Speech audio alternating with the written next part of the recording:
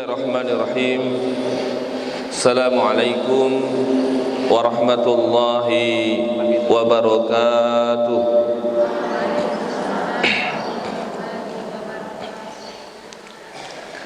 Alhamdulillahi rabbil alamin.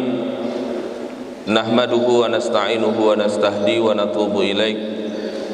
Wa na'udzu billahi min sururi anfusina wa min sayyiati a'malina.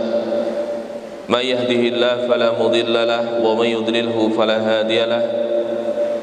Asyhadu an la ilaha illallah wahdahu la syarika lahu. Lahul mulku wa lahul hamdu yuhyi wa yumiit wa huwa ala kulli syai'in qadir. Wa asyhadu anna Muhammadan abduhu wa rasuluh alladzi ballagha risalah wa addal amanah wa nasaha hadhil ummah wa jahada fi sabilillahi haqqal jihadi hatta la takuna al fitnah wa ala alihi wa sahabatihi wa man tabi'ahum bi ihsanin ila yaumil qiyamah. Fa ya ayyuhal hadirun fa inni usikum wa nafsi bi taqwallah faqad fazal muttaqun wal mu'minun haitsu qala ta'ala fi kitabil aziz a'udzu billahi minasyaitonir rajim. Bismillahirrahmanirrahim. Ya ayyuhalladzina amanu taqullaha haqqa tuqatih wa la tamutunna illa wa antum muslimun.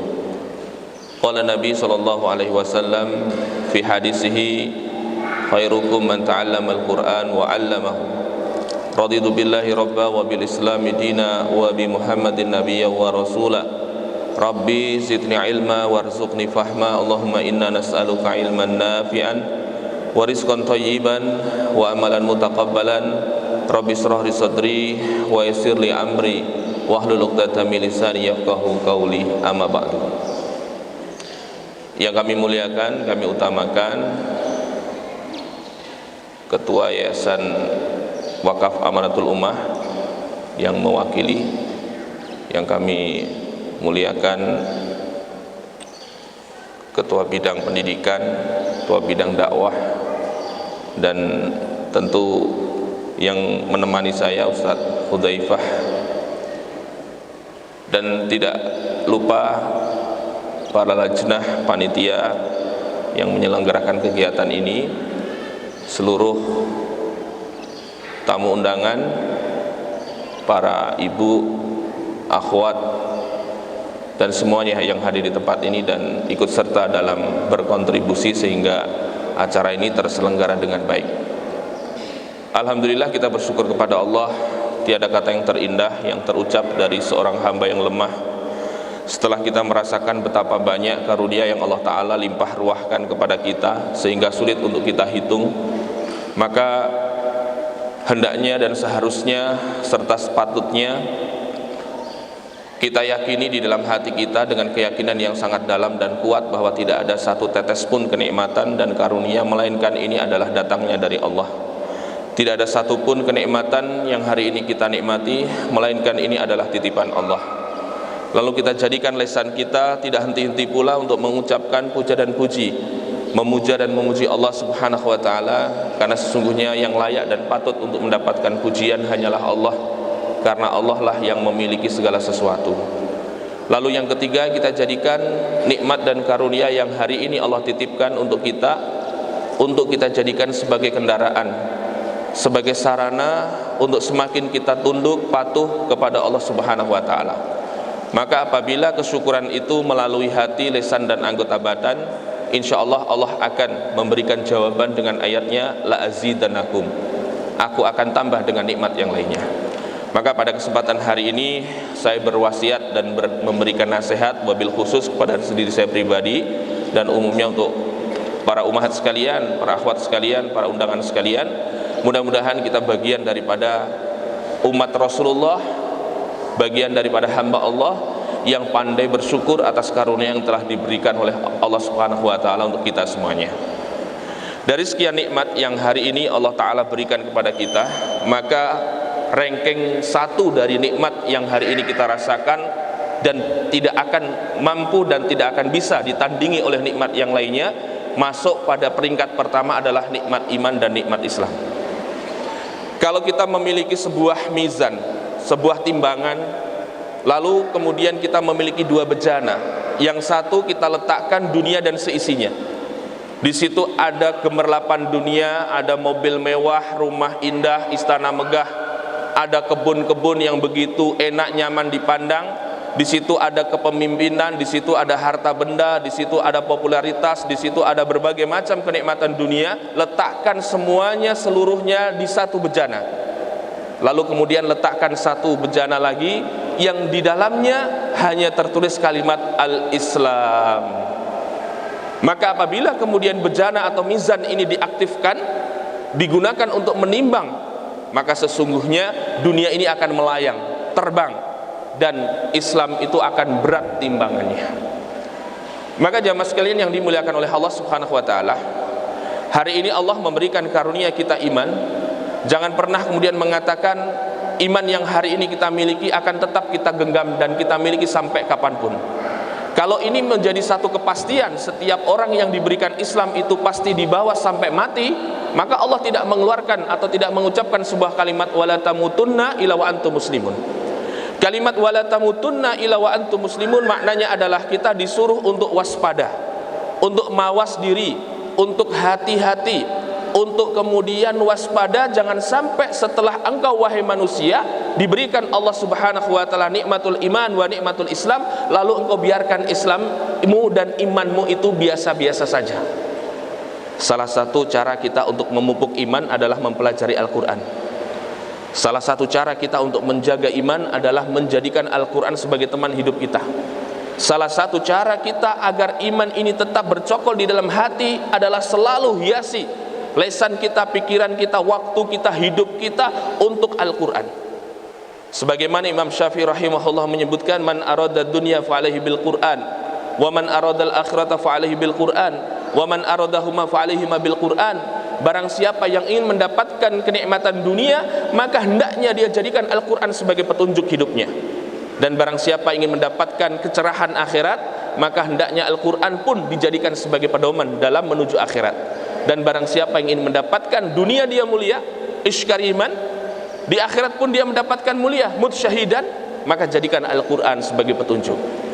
Maka jemaah sekalian yang dimuliakan oleh Allah Subhanahu wa taala, mudah-mudahan ini merupakan upaya yang nyata, cara yang real untuk membuktikan dan menyatakan di hadapan Allah, ya Allah, nikmatmu iman yang hari ini engkau berikan kepada kami, nikmatmu Islam yang engkau berikan kepada kami jaga ya Allah, kami pelihara ya Allah. Dengan cara apa? Dengan cara aku hiasi hidupku dengan Al-Quran, dengan cara aku jadikan Al-Quran sebagai teman karibku, dengan cara aku jadikan hartaku, pikiranku, hidup dan matiku untuk Al-Quran. Karena Al-Quran adalah kalamullah, Al-Quran adalah firman Allah. Membumikan Al-Quran berarti membumikan hukum Allah. Membumikan Al-Quran berarti membumikan daripada syariat Allah. Maka jamaah yang dimuliakan oleh Allah Subhanahu wa taala, ini merupakan satu dari sekian cara yang bisa kita upayakan untuk menjaga iman kita, yaitu jadikan Al-Quran sebagai teman hidup kita. Ketika kita bicara nikmat iman, maka nikmat ini tidak ada satupun kenikmatan yang mampu menandinginya. Bahkan saking besarnya nikmat iman yang hari ini diberikan Allah Ta'ala kepada kita, dan patut kita kemudian bangga diri, dalam arti bukan sombong, tetapi saking bahagianya kita bangga, ya Allah, sebagai hambamu yang hari ini engkau berikan iman dan Islam. Maka kita pun meminta kepada Allah agar Allah memudahkan kita untuk menjaga, memelihara Islam yang hari ini ada pada kehidupan kita. Coba jamaah sekalian, sedikit kita akan mengingat perjalanan yang dilakukan oleh para sahabat, para nabi dan para rasul pada zaman-zaman terdahulu. Kita tahu Nabi Nuh alaihissalam, beliau adalah seorang nabi yang diberikan oleh Allah usia dakwah 950 tahun, usia dakwah beliau. Mukjizat yang Allah Ta'ala berikan kepada Nabi Nuh alaihissalam adalah Nabi Nuh diberikan kesempatan dan kemampuan untuk membuat sebuah kapal yang begitu besar. Ini menunjukkan kehendak Allah kepada Nabi Nuh agar dakwah ini senantiasa berjalan.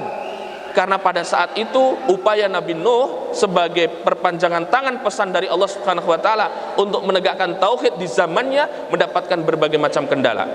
Nabi Nuh adalah sosok nabi yang sangat luar biasa, tercatat tertulis dalam Al-Qur'an keutamaan dan kemuliaannya. Tentu seorang nabi itu doanya diijabah oleh Allah.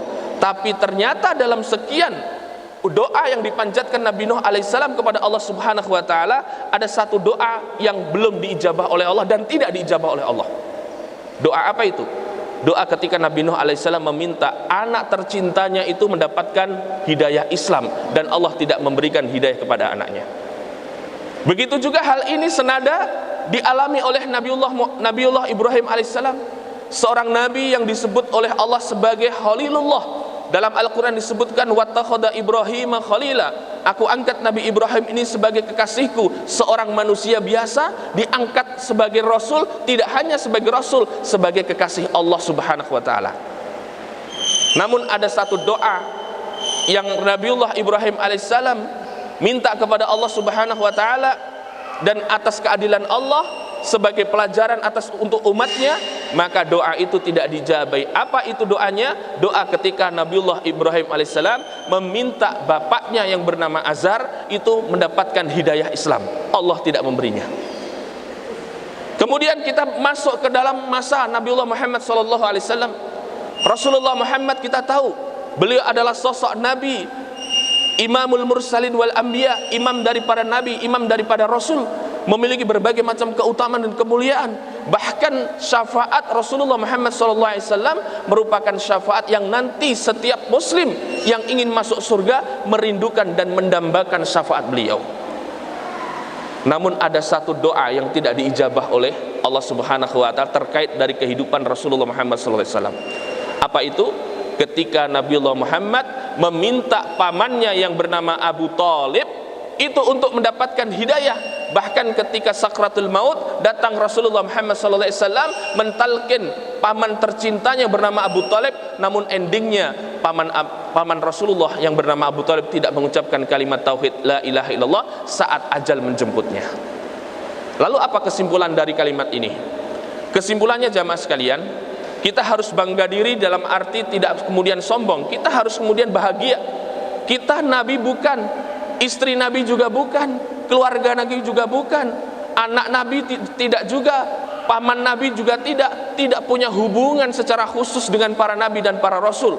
Kita hidup 1442 tahun setelah Rasulullah Muhammad SAW, dan tentu ribuan tahun setelah Nabi Ibrahim dan Nabi Nuh. Namun kemudian Allah berkehendak Islam pada diri kita, Allah berkehendak Islam pada suami-suami Anda, Allah berkehendak Islam kepada anak-anak soleh dan solehah Anda, yang itu tidak dikehendaki Allah atas anak Nabi Nuh, tidak pula dikehendaki Allah atas bapak daripada Nabi Ibrahim, dan tidak pula dikehendaki Allah atas pamannya Nabi Muhammad SAW. Kesimpulannya, hari ini Allah berkehendak kemuliaan atas diri kita, yang kemuliaan itu tidak diberikan kepada keluarga para nabi.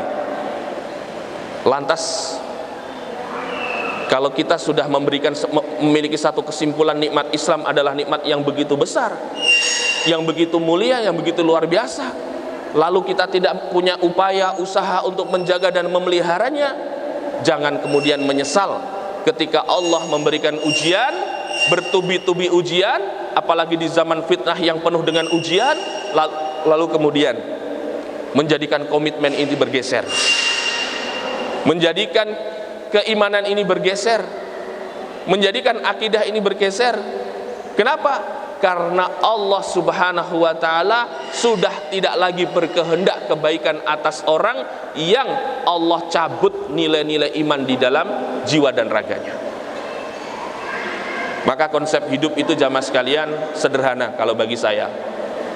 Konsep hidup itu hijrah, istiqomah, husnul khotimah. Hijrah, kita sudah melalui masa hijrah. Tentu bukan masa hijrah sebagaimana Rasul berpindah dari Makkah menuju Madinah, tetapi masa hijrah yang kita lalui adalah dulu mungkin pakaian kita tidak sesempurna ini, tapi hari ini alhamdulillah kita berhijrah dengan pakaian yang syar'i. Mungkin 5 waktu dulu kita tidak sempurna dalam melaksanakan, hari ini kita tidak pernah ketinggalan 5 waktu melaksanakan sholat. Dulu kita tidak pernah hadir dalam majelis ilmu, hari ini kita memiliki kesungguhan, keistiqomahan, dan bahkan kecintaan dan rindu kepada majelis ilmu. Maka itulah bentuk hijrah yang nyata. Ketika kita sudah berhijrah, maka langkah yang kedua adalah istiqomah. Istiqomah itu jauh lebih berat daripada hijrah. Hijrah itu adalah perkenalan pertama kita dalam dunia dakwah, perkenalan pertama kita di dalam dunia ketaatan. perkenalan pertama kita bersama dengan orang soleh dan solehah. Tetapi istiqomah, mempertahankan hijrah, mempertahankan iman, itu jauh lebih berat dibandingkan ketika kita mengenal pertama apa itu Islam. Setelah istiqomah, maka istiqomah ini kita jaga, kita pelihara hingga husnul khotimah. Karena prestasi seorang mukmin dan mukminah ketika dia berkarya menjadi seorang hamba di atas muka bumi ini, prestasi yang paling tinggi itu adalah prestasi mati dalam kebaikan. Kalau hari ini ketika ditanya, alhamdulillah Pak Ustadz saya sudah punya rumah 2, saya sukses? Belum Pak, belum sukses Anda. Alhamdulillah Ustadz saya sudah punya kebun coklat 50 hektar, saya sudah sukses? Belum sukses Anda. Alhamdulillah saya punya kebun durian montong yang setiap panen itu saya mendapatkan 400 sampai 500 juta, saya sudah sukses. Ente belum sukses.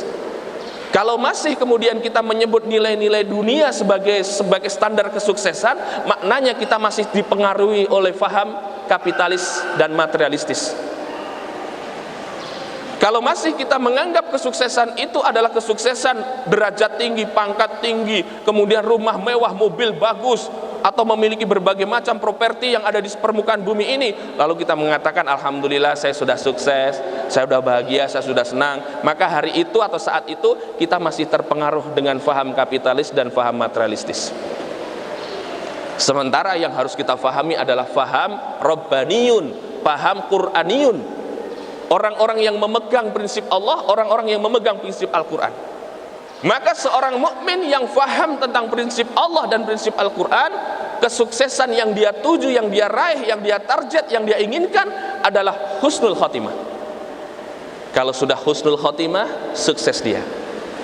Makanya kalau kita mendengar saudara meninggal, ya, apalagi meninggal dalam keadaan jihad fisabilillah, meninggal ketika sholat tahajud, meninggal ketika berdakwah, meninggal saat sujud, meninggal saat baca Quran, meninggal saat perjalanan dakwah, perjalanan mengajar, meninggal saat dia menyampaikan kebenaran, atau meninggal saat dia menghalau keburukan, kemaksiatan. Meninggal dalam kondisi seperti itu adalah meninggal yang harus membuat kita iri. Itulah husnul khotimah.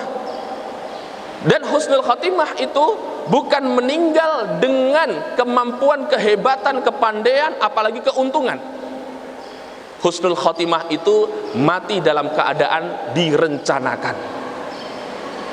Imam Syafi'i rahimahullah menyebutkan, man 'asha 'ala syai' famata 'alaihi.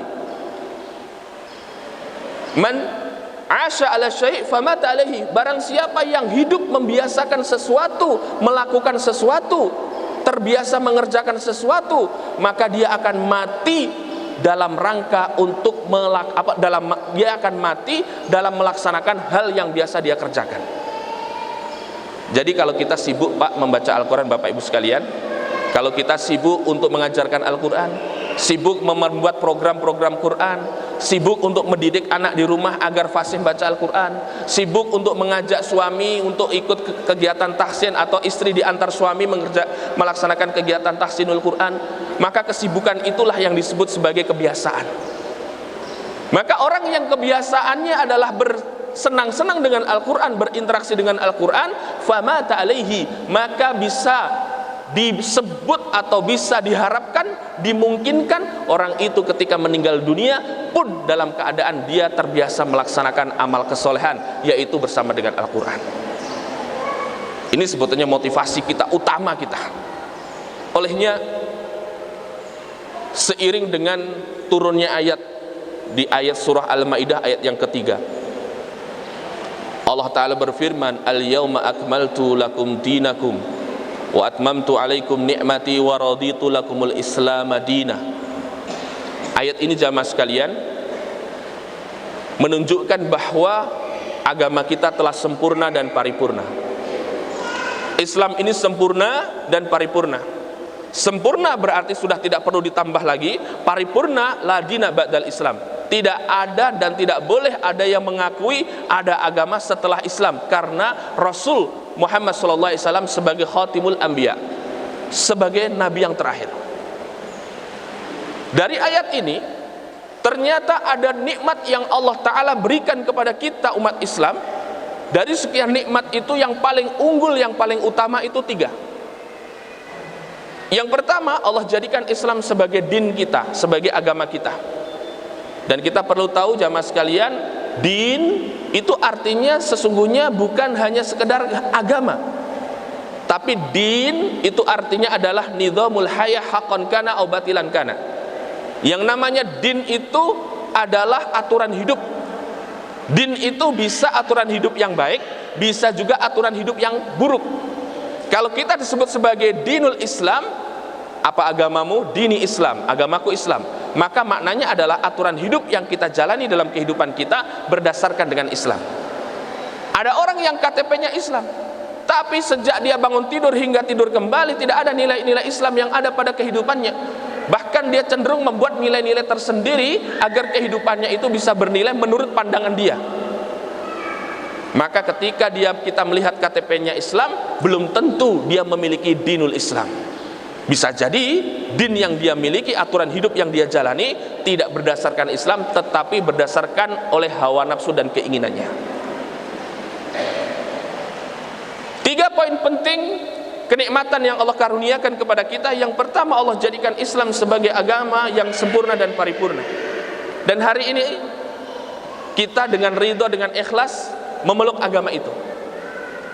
Yang kedua, Allah jadikan Rasulullah Muhammad SAW sebagai pemandu, sebagai nabi dan rasul yang membawa dan membimbing kita sehingga kita mengerti apa itu agama Islam. Yang ketiga, Allah jadikan Al-Quran itu sebagai pedoman hidup kita sehingga kita tidak salah jalan. Kenapa Al-Quran ini mulia? Kenapa mulia kita, dan kita akan mulia ketika bersama dengan Al-Quran? Mari kita sedikit melihat perjalanan sejarah. Nazal Al-Quranu ala Jibril fa asbaha Jibril khairul malaikah. Allah Subhanahu wa taala menurunkan Al-Qur'an ini melalui malaikat yang bernama malaikat Jibril.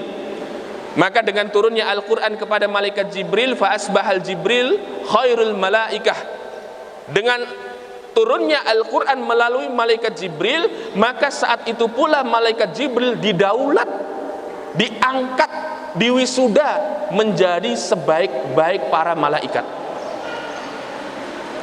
Kalau kita bicara Lailatul Qadar, maka Lailatul Qadar itu adalah tanazzalul malaikatu warruh. Malaikat akan turun memenuhi langit dunia. Malah seluruh malaikat yang turun itu dipimpin oleh satu malaikat yang unggul, mulia dan utama, yaitu malaikat Jibril. Dan malaikat Jibril secara khusus diperintahkan Allah Subhanahu wa taala untuk membimbing Rasulullah, untuk menyampaikan pesan Allah kepada Rasulullah. Dan disebutkan nazalal Qur'anu alal Jibril fa asbah Jibril khairul malaikah.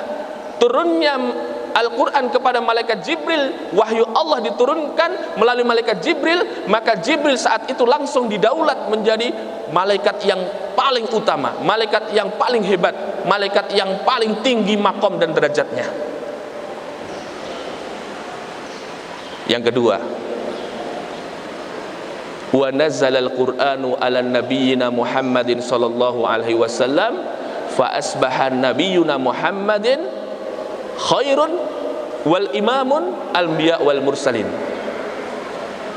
Dan Al-Quran setelah diturunkan melalui malaikat Jibril diserah terimakan kepada Rasulullah sebagai manusia utama yang diutamakan oleh Allah, memegang Al-Quran, membawa Al-Quran untuk ditebarkan kepada umat. Maka saat Al-Quran ini kemudian diserahkan kepada Rasulullah Muhammad SAW, jadilah Rasulullah itu sebagai imamul anbiya wal mursalin, sebagai pemimpin para nabi dan sebagai pemimpin para rasul. Yang ketiga, wa nazzala al-Qur'ani ala ummati Muhammadin sallallahu alaihi wasallam fasara ummatu Muhammadin khairul ummah. Dan diturunkannya Al-Qur'an ini kepada umat Muhammad, kita semuanya. Maka dengan diturunnya Al-Quran ini disebarkan dan dipegang, diterima oleh umatnya Rasulullah, maka jadilah umatnya Rasulullah sebagai khairu ummah. sebaik-baik umat. Ya. Kita menjadi golongan yang disebut sebagai khairul ummah disebabkan karena Al-Quran itu menjadi pedoman dalam kehidupan kita. Artinya label khairul ummah itu bisa dicabut disebabkan karena kita meninggalkan Al-Quran dalam kehidupan yang kita jalani. Sepanjang Al-Quran bersama dengan kita, maka kita mendapatkan label khairul ummah, kuntum khairul ummah. Selanjutnya, wa nazzala al-Qur'an fi syahri Ramadan fa asbaha Ramadan khairul suhur. Al-Quran itu diturunkan di bulan Ramadan, maka dengan turunnya Al-Quran di bulan Ramadan, jadilah Ramadan sebagai sebaik-baik bulan dari 12 bulan yang Allah berikan kepada kita. Tak lama lagi kita masuk di bulan Ramadan, mungkin kurang lebih ya 40 sekian hari. Hari ini kita sudah genjot, kita berikan motivasi untuk cinta Al-Quran. Maka untuk menyambut keberkahan Ramadan, kita berlomba-lomba, bukan hanya sekedar membaca Al-Quran, tapi berlomba-lomba untuk membumikan Al-Quran. Perlu kita fahami ya, terkadang orang di bulan Ramadan berlomba-lomba untuk membaca Al-Quran. Berapa kali khatam? Alhamdulillah saya 12 kali khatam. Berapa kali khatam? Alhamdulillah saya 15 kali khatam. Masya Allah. Berapa? 5 kali khatam, 2 kali khatam, 1 kali khatam. Bagus tidak? Luar biasa, the best. Tetapi jangan kemudian kita mengabaikan mereka yang membumikan Al-Quran. Membumikan Al-Quran maknanya dia hanya mungkin lesannya hanya mampu membaca dalam 1 bulan itu 1 kali khatam, 2 kali khatam. Tetapi dia pikirannya, waktunya, tenaganya, hartanya dia gunakan untuk membackup Al-Quran. Harta dia punya dia sumbangkan untuk rumah Quran. Pikiran yang dia punya dia berikan untuk bagaimana merencanakan program ke depannya rumah Quran. Apa semua yang dia miliki dia berikan untuk Al-Quran. Maka orang seperti ini bagian daripada orang yang membumikan Al-Quran, bukan hanya sekedar membaca Al-Quran. Kalau kita bicara man bana masjidan banallahu baitan fil jannah, dalam hadis disebutkan barang siapa membangun masjid, maka Allah akan bangunkan rumah megah, istana megah di surga kelak. Maka membangun masjid itu maknanya bukan hanya sekedar tukang yang naik turun dari atas ke bawah, membawa batu bata, membawa semen, membawa besi untuk membangun masjid. Bukan itu. Kalau tukang itu ikhlas, insya Allah dia juga bagian pembangun masjid. Bukan pula yang kemudian membawa semen 500 sak, bukan pula membawa keramik, bukan pula yang kemudian membawa berbagai macam material untuk diberikan. Bukan itu saja. Tetapi mereka-mereka yang disebut sebagai orang yang membina membangun masjid adalah sejak awal dia berpikir mau diletakkan mana ini masjid. Mereka punya bagian. Mereka yang kemudian menggambar arsiteknya, mendesain daripada masjid ini, dia dapat bagian. Mereka yang kemudian harus menandatangani perizinan masjid ini, dia juga dapat bagian.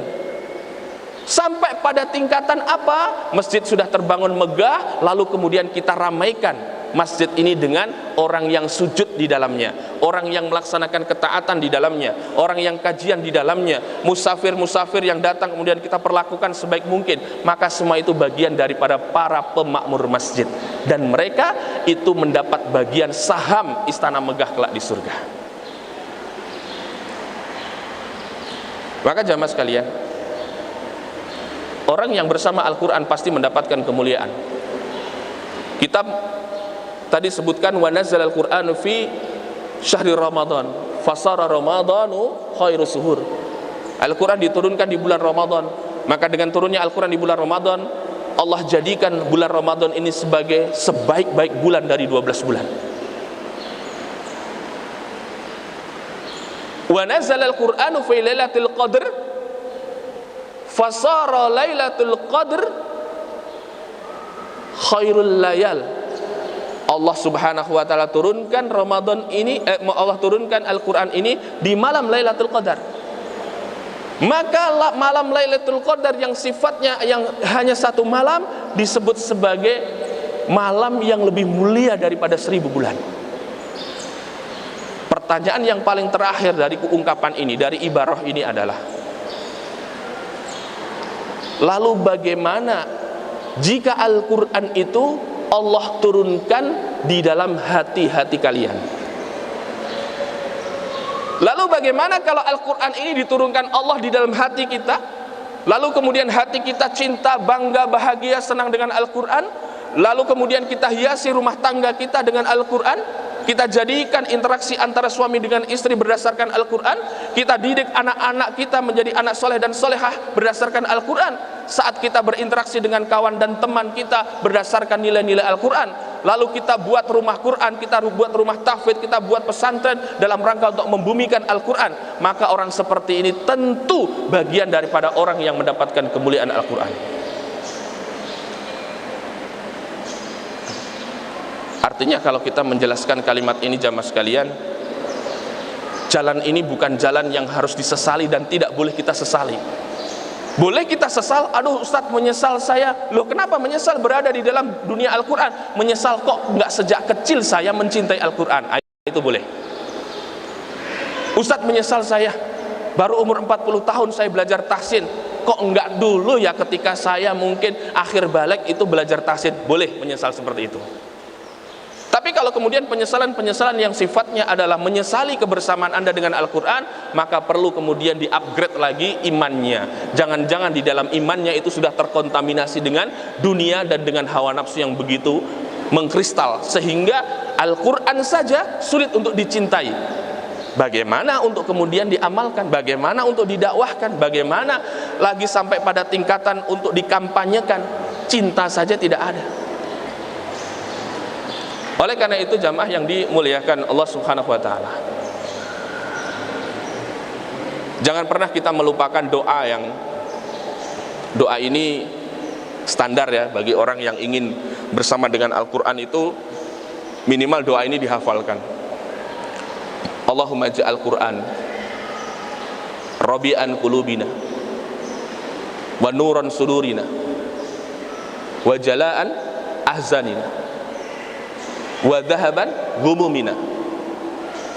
Doa ini jamaah sekalian, semua daripada lafaz yang ada pada doa ini adalah arahnya, ya Allah jadikanlah Al-Quran sebagai penyejuk hati, cahaya hati, ya, menghilangkan kegelisahan, menjauhkan dari kegundahan. Dari doa 4 lafaz yang diajarkan Rasul kita, Allahumma ja'al Qur'ana rabi'al qalbi atau rabi'an qulubina, nuran sudurina, jala'an ahzanina, wadhihaban atau dhahaban humumina. 4 lafaz ini ternyata semuanya itu bermuara kepada urusan hati. Bermuara kepada urusan hati. Ini sebanding dengan firman Allah, ala bidzikrillahi tatmainul qulub.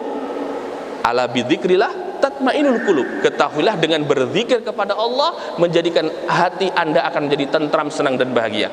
Apa itu zikir? Zikir yang paling utama adalah tilawatul Quran. Jadi zikir yang paling utama itu adalah tilawatul Quran. Karena itu adalah interaksi langsung antara hamba dengan Sang Pencipta. Al-Quran itu adalah surat cinta yang Allah Subhanahu wa taala berikan kepada kita sebelum kita mengenal Allah. Sebelum kita mengenal Allah, Allah sudah kirim surat cintanya, yaitu berupa Al-Quran. Hari ini kita sudah mengenal Allah, jangan sampai kemudian surat cintanya hanya kita letakkan di bawah kasur kita, kita letakkan di dalam lemari kita taruh kemudian di peti-peti kita. Jangan sampai kemudian Allah kecewa yang sudah mengirimkan surat cintanya kepada kita, lalu kita yang seharusnya menjadi objek daripada pengiriman surat Allah Subhanahu wa taala, lalu kita tidak punya sikap mulia terhadap surat Allah Subhanahu wa taala, yaitu Al-Quran. Jamaah sekalian, kadang saya memberikan teguran kepada para jamaah itu dengan kalimat begini. Kita itu terkadang mudah untuk mengucapkan kalimat terima kasih, mudah untuk memberikan sanjungan, gampang untuk memberikan pujian kepada seseorang yang orang itu tidak kita kenal, tetapi dia memberikan 1-2 hal berkaitan dengan urusan duniawi. Contohnya ibu-ibu.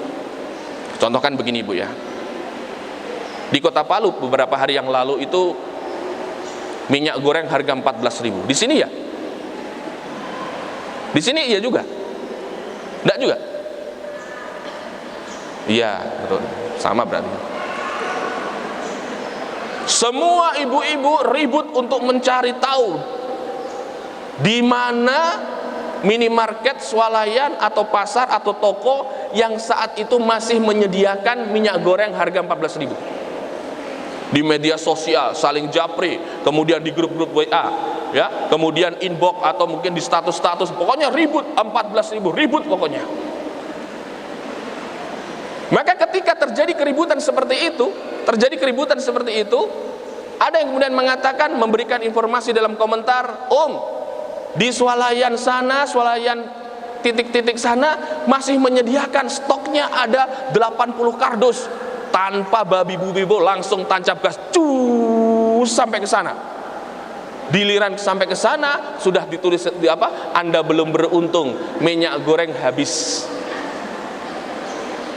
Itu saja dia berterima kasih kepada temannya yang memberikan informasi, walaupun ketika dia datangi gagal dia mendapatkannya.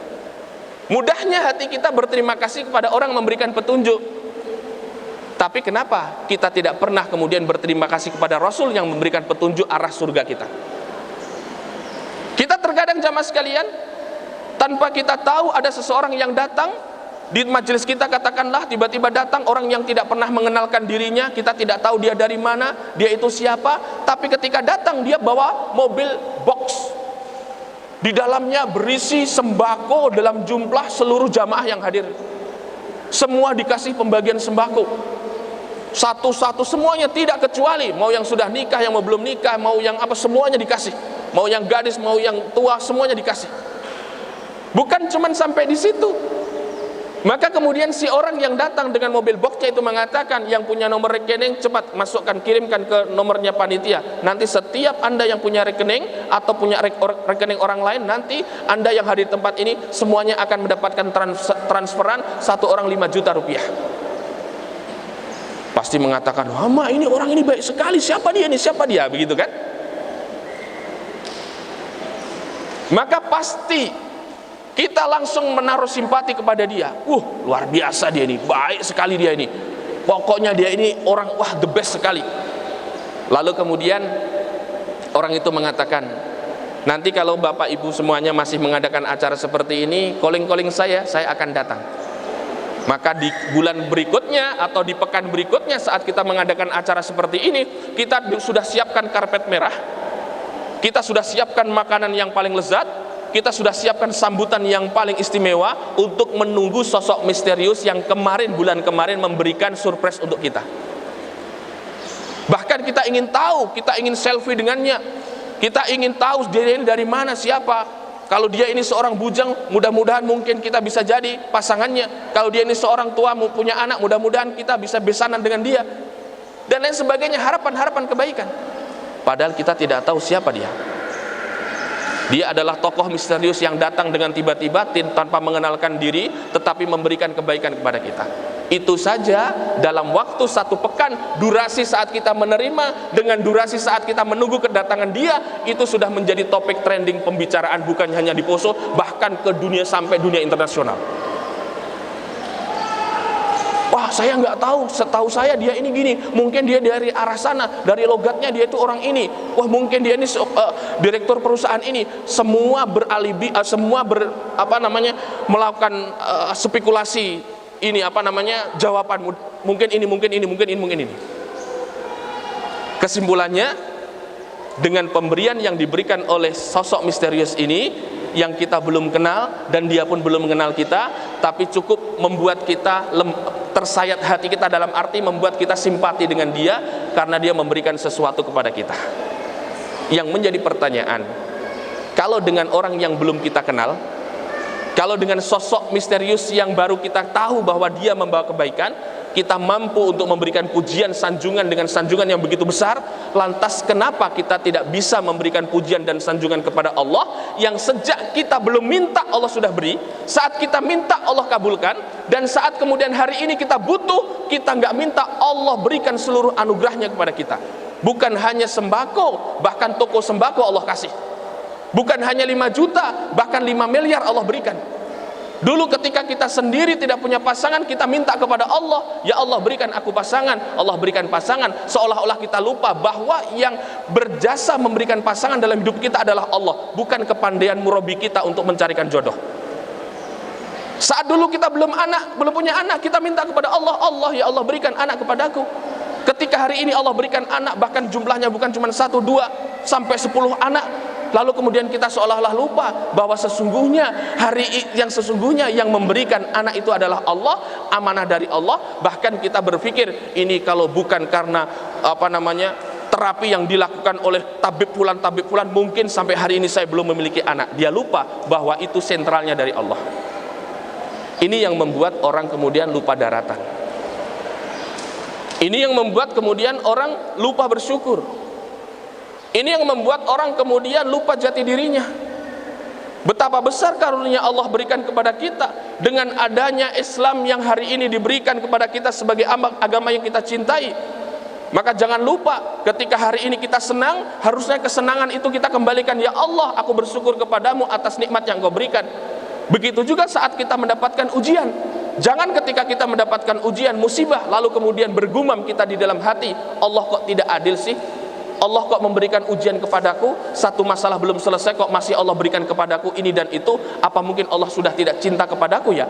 Ingat, musibah yang hari ini Allah berikan kepada kita bisa jadi menjadi penunda, bahkan penghilang dari musibah besar yang sesungguhnya menjadi hak kita. Musibah yang hari ini Allah berikan kepada kita bisa jadi sebagai upaya Allah untuk meningkatkan derajat kita. Karena mungkin sholat kita, zakat, dan upaya kita untuk meningkatkan derajat kita tidak bisa melakukannya, tapi dengan musibah Allah naikkan derajat kita. Dan bisa jadi musibah yang Allah timpakan kepada kita upaya Allah untuk menggugurkan salah dan khilaf kita. Karena betapa banyak salah dan khilaf kita yang istighfar kita ucapkan, sholat yang kita lakukan, dan amal soleh yang kita kerjakan itu belum bisa menghapus dan menggugurkan kesalahan kita. Dengan ujian Allah gugurkan kesalahan kita. Jadi jamaah sekalian dimulakan oleh Allah Subhanahu wa taala, kembalikan semuanya kepada Allah Subhanahu wa taala. Dapat karunia nikmat, alhamdulillah bersyukur, jadikanlah nikmat ini sebagai kendaraan takwa. Dapat musibah dari Allah, kita kemudian bersabar atas kenikmatan ini dan jangan pernah berprasangka buruk kepada Allah.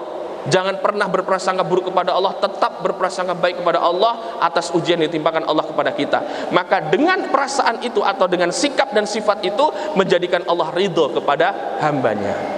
Yang penting itu ridho Allah, Bapak Ibu sekalian. Yang penting ridho Allah. Kalau Allah sudah ridho, seluruh janjinya akan ditunaikan. Tapi kalau Allah belum ridho, Allah tidak ridho, Allah belum ridho. Kita diberikan dunia oleh Allah bukan atas keridhaan Allah, tapi atas istidraj Allah. Sama dengan seorang kita memiliki beberapa anak.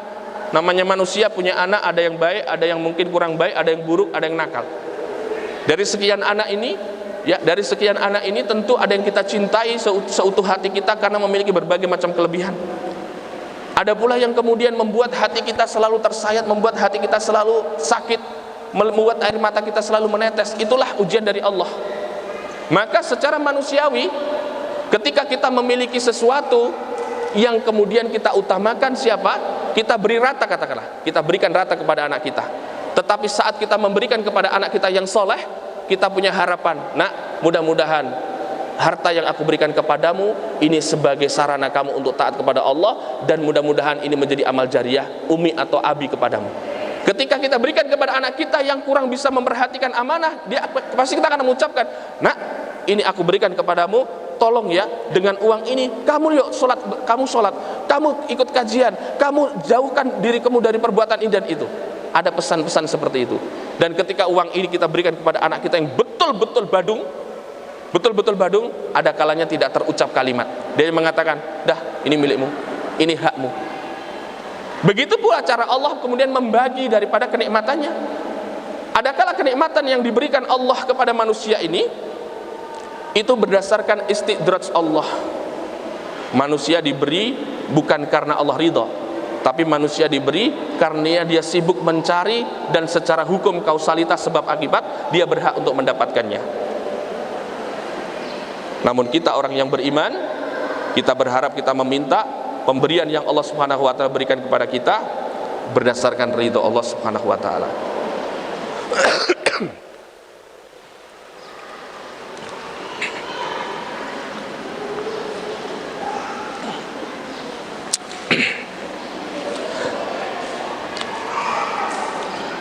Jamaah kaum muslimin yang dimuliakan oleh Allah, kaum muslimah yang dimuliakan oleh Allah. Demikian beberapa hal motivasi yang bisa kita jadikan sebagai dorongan kita agar Al-Quran yang sebagai hadiah istimewa yang diberikan Allah Ta'ala untuk kita semuanya, setelah kita meyakini bahwa Islam sebagai agama yang terbaik, agama yang diridhoi oleh Allah, dan kita jadikan Rasulullah sebagai petunjuk kita, sebagai pembawa risalah yang membimbing mengarahkan kita ke jalan yang mulia ini.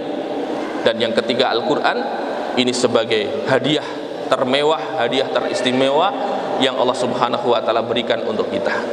Barang siapa yang menjadikan Al-Quran itu sebagai teman dalam hidupnya, maka dia akan dimuliakan oleh Allah Subhanahu wa Ta'ala. Ketika Al-Quran ini kita jadikan sebagai teman untuk kesendirian kita, maka seolah-olah kita hidup dalam keramaian dan kebahagiaan. Jika Al-Quran kita jadikan pedoman kita dalam rumah tangga, maka rumah tangga akan diberikan oleh Allah sakinah mawadah warahmah. Al-Quran kita jadikan sebagai pedoman untuk mendidik anak-anak kita akan diberikan oleh Allah, dijadikan sebagai anak soleh dan soleha. Dan jika Al-Quran kita tegakkan dalam kampung kita, dalam negeri kita, dalam negara kita, dalam hukum kita, maka Allah akan jadikan negeri ini baldatun thayyibatun wa rabbun ghafur. Sehingga dengan motivasi ini, tidak ada satupun secuil dan sekecil apapun penyesalan yang patut dan pantas untuk kita ucapkan di saat kita menyibukkan jiwa dan raga kita untuk bersama-sama Al-Quran. Mudah-mudahan kita semua yang hadir di tempat ini menjadi khairul ummah, menjadi orang yang dimuliakan oleh Allah Subhanahu wa Ta'ala, dan cukup Al-Quran sebagai sarana untuk mendapatkan kemuliaan. Cukup Nabi kita Muhammad SAW sebagai satu-satunya pembawa risalah yang untuk kemudian kita ikuti, dan cukup ukhuwah Islamiyah ini sebagai sarana kita untuk mempererat tali persaudaraan antara kita. Maka kalau kita mencukupkan diri kita dengan Allah, mencukupkan diri kita dengan Rasul, mencukupkan diri kita dengan Quran, dan mencukupkan diri kita dengan nilai-nilai agama kita, insya Allah doa yang selalu kita panjatkan fid dunya hasanah wa fil akhirati hasanah akan diwujudkan oleh Allah Subhanahu wa Ta'ala. Sekian demikian yang bisa kami sampaikan.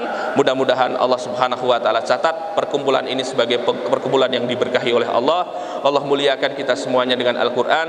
Allah jadikan kita sebagai hamba-hamba yang membumikan dan mencintai Al-Quran. Di dunia kita dipertemukan di dalam ketaatan, kelak insya Allah di akhirat Allah akan perjumpakan kita di dalam surga penuh dengan kenikmatan.